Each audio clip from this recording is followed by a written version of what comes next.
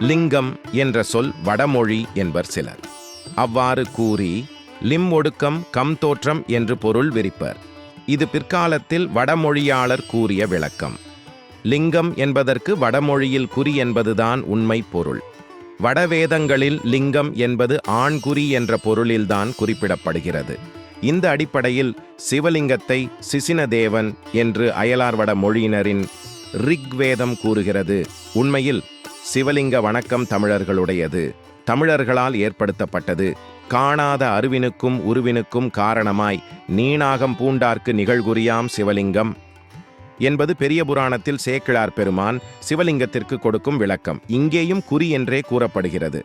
ஆனால் இங்கே குறி என்பது அடையாளம் என்ற சொல்லில் வருவதே தவிர வடவேதம் கூறுவது போல் அது ஆண்குறியை குறிப்பதல்ல.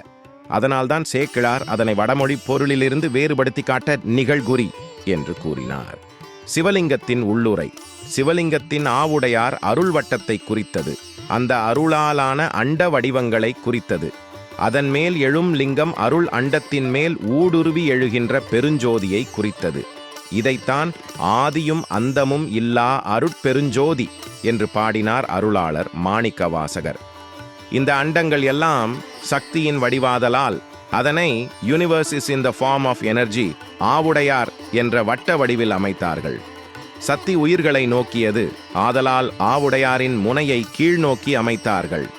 மேலெழும் பரஞ்சோதியிலிருந்து சக்தி பிரிந்து உயிர்களை நோக்கி வந்து அறிவூட்டுவதாக லிங்கத்தையும் ஆவுடையாரையும் பொருத்தினார்கள் என்பதே இறைச்சான்றாகும்.